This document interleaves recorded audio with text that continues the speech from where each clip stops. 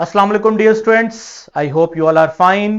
Chemistry grade 9 unit number 13 का knowledge 13.2 हमने start किया हुआ है और आज हमने इसको वाइंड अप करना है। ठीक है, इस नॉलेज पे कुछ ज्यादा खास बातें नहीं है, हमें ऑलरेडी इंफॉर्मेशन है। ये बेसिकली एसएलओस दोबारा पढ़ना मुनासिब नहीं समझ रहा, क्योंकि ऑलरेडी मैंने इसको पहले लेक्चर में डिटेल से बताया हुआ क्या पढ़ना है। वाटर पोल्यूशन, ठीक है ना, और हमें एज अ ह्यूमन पता भी होना चाहिए वो क्या क्या फैक्टर्स हैं जिनकी वजह से पानी खराब हो रहा है और हम कैसे कंट्रोल कर सकते हैं, और हमें एक पिक्चर समझ आए कि किस सोर्स की वजह से पानी किस तरह से खराब हो रहा है। बेसिकली ये समझना है हमने। तो सबसे पहले स्टूडेंट्स याद रखिए, हम सबको पता है कि पानी हमारे लिए कितना इंपॉर्टेंट है। हमारी बॉडी में जितने भी बायोलॉजिकल रिएक्शंस हैं वो सारे के सारे वाटर मीडियम में हो रहे हैं मैक्सिमम। तो वाटर, इसलिए हमारी बॉडी में 75% क्या है, वाटर है। अब वाटर यहां तो हमें ओपन रिसोर्सेज से मिलेगा, जैसे रिवर से, लेक से, पाउंड से, या वाटर रेजरवायर जेरे जमीन से पानी आएगा। अब पानी नेचुरली उसमें कोई खास मतलब कि इंप्योरिटीज नहीं होती, बल्कि नेचुरली पानी में बेनिफिशियल जो फायदेमंद चीजें हैं वो हैं। लेकिन हमारी हरकत की वजह से पानी में क्या शामिल हो जाती हैं, इंप्योरिटीज शामिल हो जाती हैं, जिससे उल्टा किसके नुकसान होता है, हमें ही नुकसान होता है। लास्ट लेक्चर में हमने कुछ वो बेसिक चीजें देखी थी जिसकी वजह से पानी क्या हो रहा है, पोल्यूट हो रहा है। सबसे पहले पानी में वो चीजें जो फायदेमंद हैं, उनमें सबसे पहली चीज कौन सी है बेटा, शाबाश, dissolve oxygen. What is meant by dissolve oxygen? Dissolve oxygen का मतलब क्या है? पानी का फार्मूला सबको आता है, क्या है, H2O। और आप में से कोई अगर मछली है, और मछली कहां रहती है, पानी में रहती है, तो पानी में उसको क्या लेना है, सांस लेना है। तो क्या वो ये ऑक्सीजन यूज करेगी सांस लेने के लिए? ये तो नहीं यूज हो सकती। ये तो वही बात है, मुझे अगर कोई पानी के ग्लास में पानी डाल के दे दे तो क्या मैं उस पानी में से ऑक्सीजन निकाल सकता हूं? वो तो मुझे H2O ही पीना पड़ेगा ना। ऑक्सीजन तो अपनी खसूसियत खत्म कर चुका है। हाइड्रोजन के साथ जब बॉन्ड बना, ऑक्सीजन की खसूसियत खत्म, हाइड्रोजन की खसूसियत खत्म। इसका मतलब पानी में इसके अलावा भी ऑक्सीजन होती है। कौन सी? O2। इस ऑक्सीजन को हम क्या नाम देंगे, शाबाश, डिजोल्व ऑक्सीजन। ये कहां से आई पानी में? ऑब्वियसली पानी में भी क्या पाए जाते हैं बेटा, प्लांट्स। क्या पाए जाते हैं, प्लांट्स। क्या करते हैं प्लांट्स? फोटोसिंथेसिस। और उस फोटोसिंथेसिस, सूरज की रोशनी भी पहुंचती है। उस फोटोसिंथेसिस करने से पौधे पानी में क्या रिलीज करते हैं, ऑक्सीजन। और पानी में वो ऑक्सीजन कौन इस्तेमाल करता है, मछलियां, सांस लेने के लिए। पानी उनके मुंह में जाता है, ऐसे मछलियों के मुंह में गिल्स में से बाहर आता है। पता है ना, मछलियों के गिल्स होते हैं यहां पर। और उस दौरान क्या ट्रैप होती है, ऑक्सीजन ट्रैप होती है गिल्स में, और वो फिर उनको हेल्प आउट करती है। फॉलो कर रहा है मेरी बात को? ये तो इसका मतलब है कि बड़ी फायदेमंद चीज है। अगर समंदर की जितनी भी आबी हयात हैं, उन सब ने अगर जिंदा रहना है तो उनके लिए डिजोल्व ऑक्सीजन फायदेमंद है। ये नेचुरली पानी में होती है और ये पानी के बेनिफिट्स में से पहले एक बेनिफिट है। लेकिन इसमें भी प्रॉब्लम आ रहा है एक, हाई टेम्परेचर की वजह से ना ये ऑक्सीजन निकल जाती है बाहर। क्यों निकलती है, कोई बताएगा? शाबाश, जैसे ही पानी, समंदर का पानी गर्म होता है ना, ये ऑक्सीजन निकल जाती है बाहर। क्यों? शाबाश शाबाश, जल्दी बताओ, टाइम नहीं है। क्यों निकलती है ऑक्सीजन बाहर? दिमाग में कंसेप्ट सोचो ना, इतनी देर हो गई फिजिक्स पढ़ते, केमिस्ट्री पढ़ते, अब पता होना चाहिए। अच्छा चले मुझे बताएं, बोतल पी होगी आप सबने, कौन सी बोतल आपको ज्यादा अच्छी है, ठंडी या गर्म? क्यों? ठंडी बोतल ठंडी होती है, और वो एक तो उसमें ऐसा फील होता है कि गैस ज्यादा है। और जब बोतल गर्म हो जाए तो ऐसा फील होता है उसमें गैस नहीं है। क्यों? क्योंकि ठंडी बोतल में टेम्परेचर कम होता है, और low temperature low kinetic energy, low kinetic energy, बोलो शाबाश, low kinetic energy, low movement, low movement of gas. डिफियन का नाम सुना हुआ है आपने? डिफियन, मॉलिक्यूल्स का एक जगह से दूसरी जगह, डिफियन। अब डिफियन कब ज्यादा होती है, जब टेम्परेचर ज्यादा होता है। और डिफियन कब कम होती है, जब टेम्परेचर कम होता है। तो जब समंदर पे, पानी पे सूरज पड़ता है तो पानी का क्या ज्यादा होता है, टेम्परेचर। जिससे पानी की क्या, टेम्परेचर ज्यादा होने से पानी में मॉलिक्यूल्स की क्या ज्यादा होती है, काइनेटिक एनर्जी, जिससे ऑक्सीजन की मूवमेंट ज्यादा होती है और वो निकल जाती है। बिल्कुल ऐसे ही जो हम बोतल पीते हैं उसमें भी यही होता है कि जैसी बोतल गर्म होती है उसमें डिसॉल्व ऑक्सीजन निकल जाती है, क्योंकि उसकी काइनेटिक एनर्जी बढ़ जाती है और रेट ऑफ डिफ्यूजन बढ़ जाता है। फॉलो कर रहे हैं मेरी बात को। और जैसी बोतल ठंडा उसको ठंडा करते हैं, उसका टेम्परेचर कम होता है और वो गैस की डिफ्यूजन की रेट, यानी कि जो गैस है उसकी काइनेटिक एनर्जी कम रहती है और वो ज्यादा देर तक गैस किस में रहती है, बोतल में रहती है। अब मैंने इसको यहां पे क्यों डिस्कस किया, क्योंकि लास्ट चैप्टर में आप ग्लोबल वार्मिंग पढ़ के आए हो। ग्लोबल वार्मिंग हमें नहीं नुकसान, हमें तो नुकसान पहुंचा ही रही है, लेकिन साथ साथ किन के लिए अजाब है, ये जेरे जमीन आबी हयात के लिए भी ये मसला है, क्योंकि उनके लिए जो ऑक्सीजन है वो ग्लोबल वार्मिंग की वजह से डिप्लीट हो रही है। अच्छा, उससे होता क्या, मछलियां मरना शुरू हो जाती हैं। मुझे अच्छी तरह याद है बचपन में जब मैं 2 मछलियां लेके आता था बाहर गली से, उनको टब में डालते थे हम, आप लोगों ने भी ये किया होगा। तो एक मछली मरती है, थोड़ी देर बाद ही, कुछ घंटों बाद ही दूसरी मछली भी मर जाती है। तो मैं अपनी अम्मी से पूछता था ये क्यों मरी है, तो वो कहती थी उसके गम में, उसकी फ्रेंड, उसकी जो पहली फ्रेंड थी वो फोत हो गई, अब ये उसके गम में मर गई है। लेकिन अब मुझे समझ आया ऐसा नहीं था। वो ये था कि जब पहली मछली मरी वो इसलिए मरी क्योंकि पानी में क्या कम था, ऑक्सीजन कम था। क्योंकि जब हम टब में पानी डालते हैं उसमें पौधे तो होते नहीं है, उस टब वाले पानी में से मछलियां ऑक्सीजन यूज कर लेती हैं। जब ऑक्सीजन कम होना शुरू होती है उनको सांस नहीं आता, मर जाती है। एक मरती है तो वो डिकम्पोज होना शुरू होती है, और डिकम्पोज होने के लिए क्या चाहिए, ऑक्सीजन। यानी जो बॉडी डेड हो गया वो भी ऑक्सीजन कंज्यूम करेगी, दूसरी के लिए ऑक्सीजन नहीं बचेगी, वो भी मर जाएगी। समझ गए आप। तो ये तो हो गया सबसे पहले फायदेमंद चीज, डिसॉल्व ऑक्सीजन। दूसरी फायदेमंद चीज, पानी में एसेंशियल मेटल्स होती हैं। जैसे अगर हमें हेल्दी रहना है क्या चाहिए, कैल्शियम। अगर हमारे मसल स्ट्रांग होने चाहिए क्या चाहिए, मैग्नीशियम। अगर नर्व सेल्स ठीक होने चाहिए, दिमाग ठीक होना चाहिए, क्या चाहिए, मैग्नीशियम। हड्डियां मजबूत होनी चाहिए, क्या चाहिए, कैल्शियम। खून में रेड ब्लड सेल होने चाहिए, क्या चाहिए, आयरन। जख्म को जल्दी ठीक होना है तो क्या चाहिए, जिंक।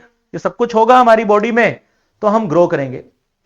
अब ये सब चीजें पानी में है, जो नेचुरल पानी पीते हैं ना हम, उसमें कैल्शियम भी होता है, मैग्नीशियम भी होता है, जिंक भी होता है, ये सब कुछ होता है।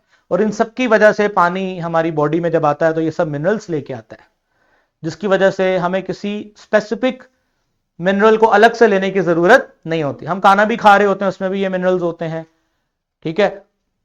कुछ बच्चे खाना नहीं खाते तो फिर डॉक्टर कहते हैं मल्टी वाइटामिन्स खा लें, फिर आप, उसमें क्या होता है, वो यही चीजें होती हैं। समझ गए मेरी बात को। तो ये भी पानी में क्या है, बेनिफिट्स वाली चीजें हैं, इनका फायदा है हमें। अब आते हैं पानी में वो चीजें जो शाबाश क्या है, हार्मफुल, खतरनाक। कौन कौन है वो, शाबाश, कैडमियम, लेड, कॉपर, आर्सेनिक, ये सारी डेंजरस मेटल्स हैं। ये पानी में नेचुरली नहीं है, ये किसी फैक्ट्री के पानी के मिलने से आई होंगी। स्मोक, जो हवा में स्मोक आया है इंडस्ट्री से, उसके अंदर स्मोक के अंदर ये मिनरल्स होती हैं जो बारिश बन के फिर वही एसिड रेन पड़ती है तो उसके साथ ये मिनरल्स आ जाती हैं। समझ रहे मेरी बात को। तो ये हमारी अच्छा, अगर इस तरह का पानी जिसमें ये है और हम पी लेते हैं तो हमें सबसे बड़े बीमारी क्या बोलते हैं इसको, अल्जाइमर।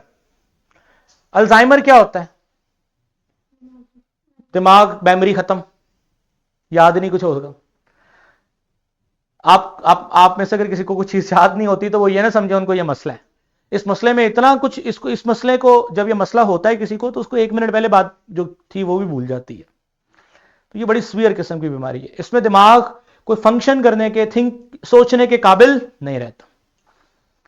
और क्या मसला हो सकता है, स्किन इंफेक्शन हो सकती, लिवर प्रॉब्लम हो सकता है, ऑस्टियोपोरोसिस हड्डियों की बीमारी, lungs disease, neurological problem, intervascular hemolysis, stomach problem, kidney problem, malignant growth. ये हमें बस इतने इनके नाम ही पता होने चाहिए। कैंसर, मैलिग्नेंट ग्रोथ कैंसर को कहते हैं बेसिकली। समझ रहे मेरी बात को। ये सारे मसले मसाइल इनकी वजह से हैं। और ये सारी की सारी मेटल आती कैसे हैं, ये सारा निजाम आपके सामने है। क्या हो रहा है, जरा गौर करो। ये क्या है जी, फैक्ट्री। क्या निकल रहा है फैक्ट्री से, धुआं। धुआं कहां जा रहा है, हवा में, बादलों में। इसे क्या बोलेंगे, एसिड डेपोजिशन। क्या बोलेंगे, एसिड डेपोजिशन। बारिश होगी, हम पे बरसेगा, किसी ना किसी तरह से यहां पहुंच सकता है। अच्छा, ये नलका लगा हुआ है, आप देख रहे हैं इसने ड्रिल किया हुआ, बोर किया हुआ, इस पानी को इस्तेमाल कर रहे हैं। मुझे तो स्क्रीन में लेके हैं। अब मुझे बताएं, इस पानी में ये कैडमियम, आर्सेनिक, क्रोमियम, निकल, लेड, एल्यूमिनियम, मरकरी, ये सारी खतरनाक मेटल्स पहुंची कहां कहां से हैं, एरोजन। एरोजन क्या है कि किसी पहाड़ पर ये बारिश पड़ेगी, एसिड रेन पड़ेगी, तो पहाड़ के अंदर तो होते ही हैवी मेटल्स हैं, तो ये सारे हैवी मेटल उस एसिडिक रेन में क्या हो जाएंगे, हल हो जाएंगे, और आहिस्ता आहिस्ता कहां आ जाएंगे, पानी में गिर जाएंगे। याद रखिए, ये मेटल आयंस की शक्ल में होते हैं, इसलिए नजर भी नहीं आते। बज़ाहिर ऐसे लगेगा पानी साफ है, लेकिन इनके अंदर ये हैवी मेटल्स होंगे। समझ गए। अच्छा, आपने क्या इसे बोलते हैं, ये एग्रीकल्चर। एग्रीकल्चर, इसमें जमीन मट्टी है, मट्टी में भी इस तरह के हैवी मेटल्स होते हैं। अब जैसी एसिड रेन पड़ेगी, आपने लीचिंग का प्रोसेस तो सुना होगा। लीचिंग क्या होता है, एसिड रेन किसी जगह पड़े, वहां से हैवी मेटल्स को एक्सट्रैक्ट कर ले और अपने साथ बहा के ले जाए। ये देखो, लीचिंग ऑफ हैवी मेटल किसकी वजह से होगी, एसिड रेन या agriculture run of. What is agriculture run of, agriculture का जो वो होगा, पानी फसलों में से जो आया होगा, वो क्या होगा, एग्रीकल्चर रन ऑफ। उसमें क्या मौजूद है, हैवी मेटल्स। फिर ये सारी वजूहात हैं जिसकी वजह से पानी में हैवी मेटल्स आएंगे, और खुदा ना खास्ता ही हमने पीने के लिए काम कर लिया, तो हमें ऐसा नहीं होगा कि कल हमने हैवी मेटल वाला पानी पिया और कल बीमार हो गए। नहीं, पीते जाएं। हमें क्या पता हैवी मेटल वाले पानी पी रहे हैं कि नहीं पी रहे, पानी साफ भी है कि नहीं है। पीते जाएं, पीते जाएं, पीते जाएं, 2-3 साल बाद पता चलेगा क्या हुआ आपके साथ। स्लोली स्लोली आपकी बॉडी में ये मेटल्स एक्यूमुलेट होंगे, और इनका फिर लॉन्ग लास्टिंग इफेक्ट एक टाइम के बाद आता है। फॉलो कर रहे हैं। इसलिए जरूरी क्या है कि पानी जो कि आपने पीना ही पीना है, उसको सबसे ज्यादा ट्रस्ट उस पर, मतलब उसको ऐसा होना चाहिए कि आपको ये ट्रस्ट हो, ये बिल्कुल साफ है। उसके लिए थोड़े पैसे भी लगाना पड़े तो लगाओ। समझ गए हो। चलें जी, सोर्सेज ऑफ हैवी मेटल मैंने आपको सारा बता दिया। नेक्स्ट आगे चलते हैं, नाइट्रेट्स एंड फॉस्फेट। ये क्या होते हैं बेटा, खादें। क्या होती हैं खादें, फर्टिलाइजर्स। फर्टिलाइजर्स जो हम कहां देते हैं, शाबाश, कहां देते हैं, खेतों में। क्यों, ग्रोथ ज्यादा हो।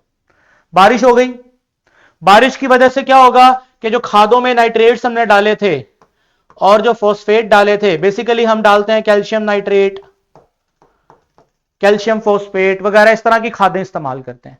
तो ये खादों में कैल्शियम तो यूज हो जाता है, पोटेशियम नाइट्रेट डाला, पोटेशियम तो यूज हो गया, लेकिन जो बाकी नाइट्रेट और फॉस्फेट बच गए, ये पानी के साथ बहते हुए कहां पे आ जाते हैं, इधर। और ऐसा पानी जिसमें फॉस्फेट हो, जिसमें नाइट्रेट हो, तो ऐसा पानी मदद करता है अल्गल ब्लूम। एल्गल ब्लूम किन्हें कहते हैं, अभी मैं आपको तस्वीर दिखाता हूं। ये देखिए आपने कहीं तस्वीर, ऐसा मंजर कहीं देखा आपने, किसी नेशनल ज्योग्राफिक चैनल पे, किसी गांव में, किसी देहात में। ये क्या है, ये बेसिकली एक नदी है। इस नदी में कहीं ना कहीं से हुआ क्या कि आसपास खेतों से रन ऑफ हुआ, क्या, एग्रीकल्चर रन ऑफ हुआ, फर्टिलाइजर हमने यूज किए हुए थे, खादें यूज की थी, बारिश का पानी पड़ा, नाइट्रेट फॉस्फेट इकट्ठे होकर पानी में आ गए। और जिस पानी में नाइट्रेट फॉस्फेट होंगे, वहां पे एलजी की ग्रोथ बहुत ज्यादा होगी, जैसे देखो ये हो गई है। इससे क्या नुकसान होगा, इससे ये नुकसान होगा, सूरज, सूरज कैसा होता सूरज,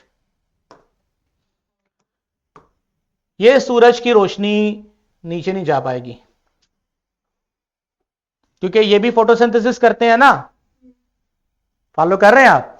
अब ये एक तो अपर लेयर सरफेस आने की वजह से क्या होगा, सूरज की रोशनी को ब्लॉक कर लेंगे और खुद ही यूज कर लेंगे, जिससे नीचे वाले पौधे डेड। अच्छा, नीचे वाले पौधे डेड हो गए, मतलब ऑक्सीजन, वो भी तो क्या करेंगे, फोटोसिंथेसिस, और पानी में क्या रिलीज करेंगे, ऑक्सीजन, जिसे नीचे मछलियों ने यूज करना है।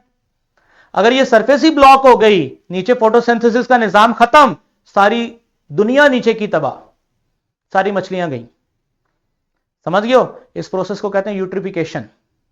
और ये किसकी वजह से होता है? नाइट्रेट और फॉस्फेट की वजह से। नाइट्रेट फॉस्फेट कहां से आते हैं? खादों से।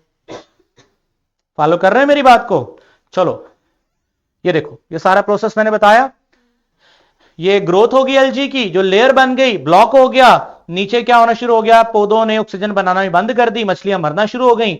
मछलियां मरेंगी, डिकम्पोज होंगी, डिकम्पोज होने के लिए पानी में बची कुछ ऑक्सीजन का क्या कर लेंगी? इस्तेमाल कर लेंगी। नीचे वाली दुनिया में ऑक्सीजन खत्म हो जाएगी आहिस्ता आहिस्ता, और नीचे फिर रहना किसी भी आबी हयात के लिए पॉसिबल नहीं होगा। क्या बोलते हैं इसको? यूट्रिफिकेशन। समझ गए आप? चलें जी, अब चलते हैं सिमुलेशन की तरफ। ये सारा निजाम देखते हैं हम वहां पर।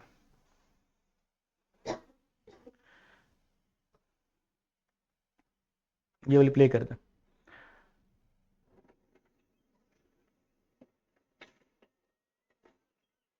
Parallel to the ride. चलें, ये वीडियो आपने देखनी है। वाह, हम सैर करने निकले। ये रास्ते में सारी चीजें देखते जाओ कि वाटर पोल्यूशन में होता क्या क्या। साथ साथ वीडियो के एंड पे यूट्रिफिकेशन भी दिखाएगा आपको। तो ये छोटे छोटे चैनल्स हैं जिसे हम एग्रीकल्चर रन ऑफ, ये एग्रीकल्चर रन ऑफ है। ओब्वियसली ये वाटर सारा जो भी गंदा पानी है सारा इधर आ रहा है, शहरों का गंदा पानी यहां पर आ रहा है। ठीक है, इसको फुल स्क्रीन रहने दें। ये सिवरेज का पानी है, इसमें भी कोई खास मतलब कोई अच्छी चीजें तो होंगी नहीं, वायरसेस, बैक्टीरिया, माइक्रोब्स वगैरह शामिल हैं। और ये समहाउ ये पानी किसी एक जगह पर आके रुक गया, ये किसी फ्रेश वाटर में ऐड हो गया, या किसी ऐसी जगह ऐड हो गया जहां पानी साफ था नेचुरली। अब ये देखो, स्लोली डिकम्पोज केमिकल और मतलब यहां पे केमिकल्स भी अच्छा, केमिकल्स भी स्लो डिकम्पोज होते हैं कुछ। ये हमारा टॉपिक नहीं है बेसिकली, ये है यूट्रिफिकेशन। जरा गौर करो, यूट्रिफिकेशन क्या है। ये नीचे नीचे से देखो ना क्या हो गया, सारा निजाम ऊपर से ब्लॉक हो गया। फॉलो कर रहे हैं आप? अब नीचे लाइट पहुंचेगी, without light natural vegetation dies. ठीक है, अब नीचे सारा ये देखो ना, दरख्त फोत हो गया। ठीक है, रोटिंग वेजिटेशन रिमूव ऑक्सीजन। रोटिंग का मतलब है नीचे वो जो वेजिटेशन हैं, जो प्लांट्स हैं, वो डिकम्पोज होंगे तो वो क्या रिमूव करेंगे? ऑक्सीजन यूज करेंगे, ऑक्सीजन डिप्लीट होगी। समझ आ गया आपको? चलें जी, वापस आ जाए स्टूडेंट्स। अब एक चीज रह गई है नॉलेज खत्म होने में, और वो है वाटर प्योरिफिकेशन प्लांट। ठीक है सर, मान लिया पानी गंदा है, साफ भी तो करना है। साफ करने का तरीका कल बताऊंगा, क्योंकि अभी थोड़ा सा टाइम है। तो मैं वाटर प्योरिफिकेशन के नेक्स्ट एसएलओ पे जा रहा हूं, वो है फर्टिलाइजर्स। सर खादें भी तो जरूरी हैं, इनके बगैर भी तो गुजारा नहीं है। खादें करती क्या है? फर्टिलाइजर्स करते क्या है? शाबाश। एक जगह पे आपने फसल लगाई, जमीन के नीचे क्या मौजूद था? नाइट्रोजन। जमीन के नीचे क्या मौजूद था? फॉस्फोरस, पोटेशियम, कैल्शियम, मैग्नीशियम, ये सब कुछ था जमीन में। आपने पौधे लगा दिए, क्या पौधे बड़े होंगे, ग्रो करेंगे? यस। जब पौधे ग्रो करेंगे तो आप खाना खाते हो? यस, आप खाना खाते हो। पौधे भी तो कुछ खाएंगे। क्या खाएंगे? पौधे जमीन में से किसका इस्तेमाल करेंगे? नाइट्रोजन का, in the form of nitrates. Nitrogen direct तो नहीं होता, लेकिन किसकी शक्ल में होता है? नाइट्रेट्स। फॉस्फोरस को in the form of phosphate. समझ आ गया? पोटेशियम आइंस होते हैं, कैल्शियम आइंस होते हैं, मैग्नीशियम आइंस होते हैं, इन सब का इस्तेमाल करेंगे पौधे और अपने आप को ग्रो करेंगे। आपने कहा जी फसल पूरी हो गई, काट दो इन सबको। आपने फसल काट दी, उनसे फल ले लिया। अब अगले साल दोबारा प्लांट्स ने ग्रो करना है नेक्स्ट सीजन के लिए, तो क्या उनको दोबारा नहीं खुराक चाहिए? चाहिए। तो आपने जो एक्सटेंसिव कल्टीवेशन की है, आपने थोड़ी जगह पे ज्यादा फसलें लगा लगा के जमीन को क्या कर दिया है? खुश्क। खुश्क इन सेंस उसमें न्यूट्रिएंट्स कम हो गए। अब फसल उस तरह से उगती नहीं है, तो फिर हम क्या करते हैं? फसल को ठीक तरह से उसको मतलब कि उसकी ग्रोथ को अच्छा करने के लिए फिर खुद से हम खादों को डालते हैं। लेकिन हम इस चीज को भूल जाते हैं कि हमें उसका प्रॉपर इरिगेशन का इंतजाम करना है। ऐसा ना हो खादें उतनी डालें, पेस्टिसाइड्स उतने यूज करें जिससे आसपास का माहौल खराब ना हो। एक खास लिमिट तक तो ठीक है, लेकिन हम क्या कर रहे हैं? थोड़ी जगह से ज्यादा फसल चाहिए हमें, थोड़े पैसों से ज्यादा का मुनाफा चाहिए, तो इसलिए हम एक्सेसिव यूज कर रहे हैं फर्टिलाइजर्स का, एक्सेसिव यूज कर रहे हैं पेस्टिसाइड्स वगैरह का, और ये जो पेस्टिसाइड्स वगैरह हम करते हैं, स्प्रे वगैरह करते हैं, कीड़े मार दवाइयां वगैरह, ये इनमें भी हैवी मेटल्स होती हैं। ये भी डेफिनेटली पानी तक कैसे पहुंचेंगी, मेन फ्रेश वाटर तक कैसे पहुंचेंगी, रन ऑफ एग्रीकल्चर। समझ आ गया आपको? अच्छा जी, तो हम अमोनियम साल्ट की शक्ल में खादों को देते हैं, जैसे अमोनियम क्लोराइड हो गया, अमोनियम नाइट्रेट हो गया। तो बेसिकली अमोनियम नाइट्रेट में खास चीज क्या है? शाबाश, नाइट्रोजन। और नाइट्रेट्स देते हैं हम, calcium nitrate, potassium nitrate, magnesium nitrate, जो खादें चाहिए। या तो हम किसकी शक्ल में देते हैं? अमोनियम साल्ट्स, या किसकी शक्ल में? नाइट्रेट्स या फॉस्फेट्स की शक्ल में भी देते हैं। मकसद हमारा क्या है? पौधों में कमी ना हो, किसकी? नाइट्रोजन की, फास्फोरस की और पोटेशियम की। एनपीके ये पौधों की मेन खुराक है। एनपीके, नाइट्रोजन, फास्फोरस, पोटेशियम, इनके बगैर पौधे नहीं है। इनके साथ फिर कैल्शियम चाहिए होता, थोड़ा बहुत मैग्नीशियम चाहिए होता है, बाकी और एलिमेंट्स चाहिए होते हैं, लेकिन ये तीन जरूरी हैं। अगर ये तीन नहीं होंगे, इनका रोल सामने देख लो, ये ऐसा पौधा जिसमें नाइट्रोजन की कमी है, पीला पड़ जाएगा। ऐसा पौधा जिसमें फास्फोरस की कमी नहीं, उसका तना कमजोर होगा, तने में ताकत नहीं होगी। पोटेशियम की कमी होगी तो पत्ता गलना सड़ना शुरू हो जाएगा। समझ रहे मेरी बात को? ये स्लाइड आपके लिए मैंने लिखी है, इसको पढ़ लो। Nitrogen is key nutrient for plant growth. It is essential for production of chlorophyll and support healthy leaf and stem development. Plant with sufficient nitrogen are green and grow quickly. अगर ये ना हो, benefits इसके क्या हैं? Balanced nitrogen level ensures strong vegetative growth leading to higher yield. Phosphorus क्या करता है? Phosphorus is important for root development, flowering, fruiting. It is also play a vital role in energy transfer within a plant. Benefits क्या है? Adequate, मुनासिब phosphorus का level help करता है plant को डेवलप करने में, strong root system, improve flowering, fruit production, specially in crop like tomato, pepper and beans. Last पे है पोटेशियम। क्या करता है? पोटेशियम हेल्प करता है maintain the overall health of plants by enhancing their ability to resist disease, tolerate drought. Drought कहते हैं क्या बोलते हैं उसको? कहत, कहत से बचने के लिए, समझ गए? और ड्रॉट को करता है and regulate water uptake. It strength the plant cell wall, aid होता है help, aid in the production of sugar, starch, protein, पौधों में ये बनाने में मदद करता है। Facilitate the proper movement of water, nutrients and carbohydrate within a plants. ये तो मैंने कुछ फायदे फूदे बता दिए इसके। कल इंशाल्लाह ताला आखिरी लेक्चर होगा जिसमें हम वाटर को प्योरीफाई करने के लिए जो प्लांट लगा होता है वो काम कैसे करता है, और उसके बाद हमारा ये नॉलेज खत्म। इसके बाद एक आखिरी नॉलेज रह जाएगा जिसमें पढ़ेंगे पानी की वजह से बीमारियां क्या है और उनका हल क्या है। ये जो चैप्टर है इनमें कंसेप्ट नहीं है, ज्यादा इंफॉर्मेशन है। जी हाथ खड़ा किया जी, रेनेसेंस स्कूल ने क्या सवाल है आपका?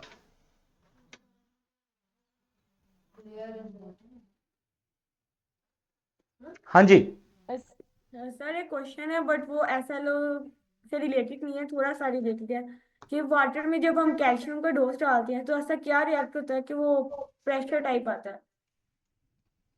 कैल्शियम डालते हैं तो क्या हो? दोबारा जरा क्वेश्चन मुझे समझ नहीं आया। क्या? वाटर में हम जब कैल्शियम का डोज डालते हैं, कैल्शियम का डोज, कैल्शियम की तो डोज कब उसमें डालते हैं? क्या रिएक्ट? कैल्शियम कब डालते हैं पानी में? हम कब डालते हैं कैल्शियम पानी में? कैल्शियम की टैबलेट्स की बात, वो कैल्शियम की मेडिसिन की बात कर रही हैं आप? देखो बेटा वो आप बबल्स की बात कर रहे हैं कि कैल्शियम की मेडिसिन उसमें डालते हैं बबल्स। देखें, ऐसे तमाम रिएक्शन जो पानी में हो, ऐसे तमाम रिएक्शन, मसलन कैल्शियम की टैबलेट है जिसे हम कैल्शियम CaC भी कहते हैं, CaC, इसको हम पानी में डालते हैं और बदले में हमें क्या मिलता है? पानी में विटामिन मिलते हैं, विटामिन C मिलता है, और साथ में टेस्ट को बेहतर करने के लिए कार्बन डाइऑक्साइड गैस निकलती है, एफरवेसेंस होती है। समझ गए हो?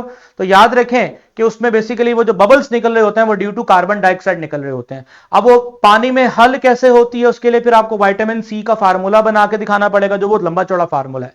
सिंपल समझो, विटामिन C हल होता है, उतना ही चाहिए था। बाकी वो जो गैस निकलती है वो सिर्फ आपको अट्रैक्ट करने के लिए कि इस लाइक का ड्रिंक, ताकि आपको पीने में मसला ना हो।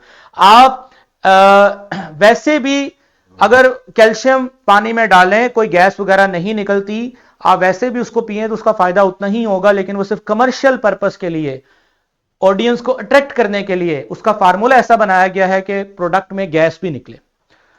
ओके जी, अल्लाह हाफिज, थैंक यू।